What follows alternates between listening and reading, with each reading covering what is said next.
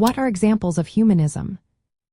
Imagine a time when people began to look at the world differently, focusing on human potential and creativity.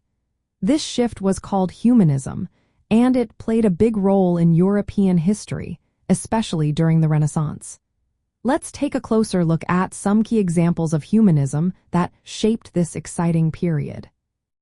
First, we have the Italian Renaissance humanism that began in the 14th century. This movement was led by thinkers like Francesco Petrarch, who sought out ancient Greek and Roman texts. The Medici family in Florence were major supporters of this movement. Cosimo de' Medici founded the Platonic Academy, which promoted classical philosophy. His grandson, Lorenzo de' Medici, supported artists and poets, creating a vibrant cultural scene. Humanists during this time emphasized education that focused on moral and intellectual growth, studying subjects like rhetoric, history, and poetry. Next, we see Northern European humanism spreading through the invention of the printing press. This technology helped ideas reach places like the Netherlands, Germany, France, and England.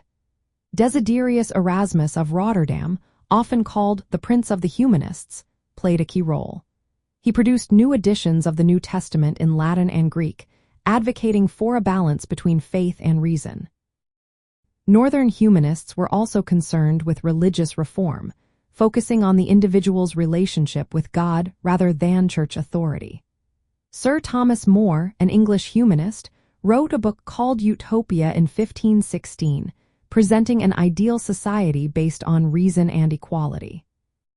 Humanism also influenced the Protestant Reformation. Key figures like Martin Luther and John Calvin emphasized the importance of accessing biblical texts in everyday languages. Humanists contributed to the critical study and translation of these texts, encouraging discussions about church practices and beliefs. Their approach to education and textual analysis laid the groundwork for significant religious reform movements. In France, humanism had a strong impact on civic life. Guillaume Bude applied humanist methods to the study of legal history and ancient coins, helping to establish the Collège de France. Marguerite de Navarre, a poet and supporter of humanist writers, promoted literature in the vernacular and religious mysticism, spreading humanist ideas beyond Italy. Lastly, we cannot forget the influence of humanism on art and literature. Renaissance artists focused on human experiences, anatomy, and perspective. This is evident in the works of Leonardo da Vinci and Albrecht Dürer.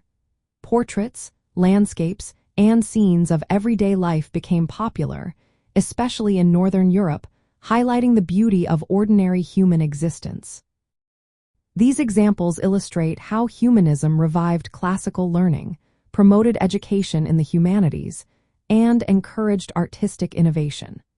It also helped shape ideas about individual dignity and civic responsibility, leaving a lasting impact on culture, religion, and education during the Renaissance and beyond.